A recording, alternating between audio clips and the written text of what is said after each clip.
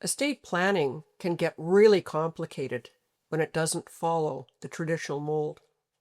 Hi, it's Nancy Beauvair here with Agape and NEXsteps. Today I wanted to talk about blended families. Back in the early 1970s, there was a TV show, some of you may remember, called The Brady Bunch. And it was a story of a blended family. It was a widower with 3 boys and a widow with 3 girls, and they married and they had the combined family. Now, that was not the norm back in the early 70s. Back in the early 1970s, most families fit that traditional mold with the mom and the dad and the siblings. And there were not that many blended families. And in fact, the Brady Bunch series actually normalized the concept of blended families for most people in North America. Well, blended families are now no longer the exception. And in fact, they're becoming more of the norm. We have a divorce rate of about 50% in both America and Canada, and a lot of those people are remarrying. A lot of people are, after they've been widowed, they are remarrying. And the concept of blended families isn't isolated to when you're actually raising small children together. Blended families also involve adult children. So a lot of people who are getting married or remarried later in life are now dealing with a blended family situation, not so much that they're doing step parenting, but the fact that it impacts their estate planning. And that's the problem that a lot of people don't think of. Most people don't have any kind of a devious thought when they're doing their estate planning about how to cut out stepchildren. Most people actually do have great intentions. Most people do have a good relationship with their stepchildren, but there are some real issues that can arise when you're not paying attention to the nuances of a blended family when you're doing your estate planning. Part of the complexities with this is when there is a blended family situation, typically there are assets that are being carried forward from both parties into the new marriage, the new union, and sometimes those are equal, sometimes they're unequal. But generally, once this new union has been formed, they fall into the more traditional mold.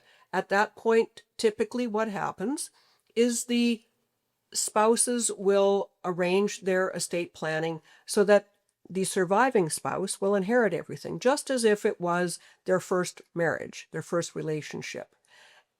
And that can create complexities. Let me give you a scenario. It's not a pleasant scenario, but it is a realistic scenario. Spouse A and spouse B have created their wills and they're leaving all of their assets to the surviving spouse.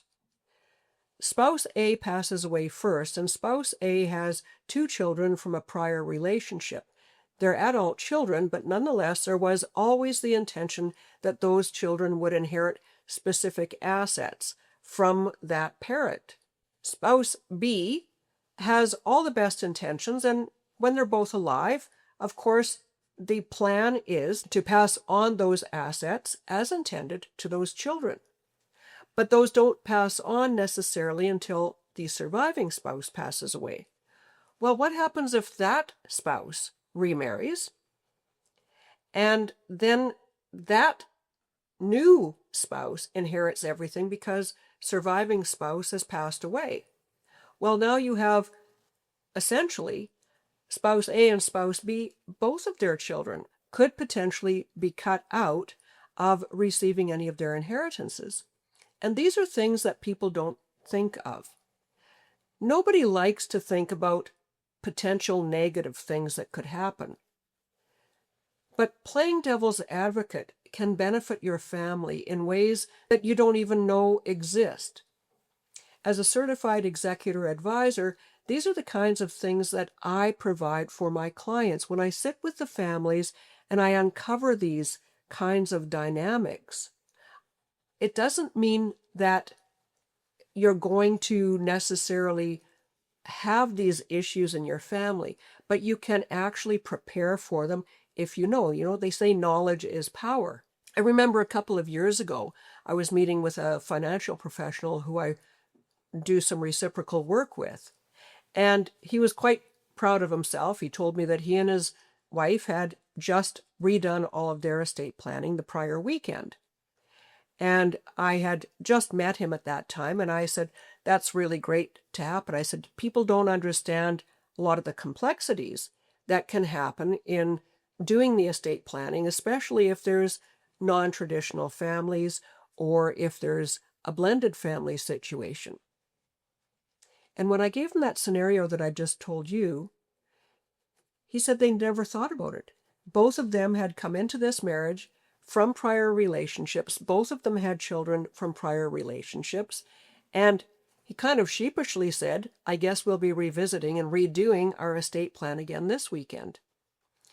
It doesn't mean that you don't trust your spouse.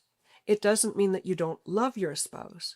But it means being prepared for things that could come up, could show up out of the woodwork down the road if you lose capacity or when you eventually pass away. Those are the kinds of things to be prepared for. I've got some tools that can help guide you through this. If you're not ready to have a consultation with me, I've got some tools over on my website, and you can do them in your own time. You can examine what your circumstances are in your own time, in your own privacy, and identify from there maybe some of these potholes that might exist in your estate planning. As always, I've got an article about this topic over on my website. The link is in the description box. I invite you to go over and check it out. As always, I thank you for your attention this week, and I look forward to sharing more with you next time. Bye for now.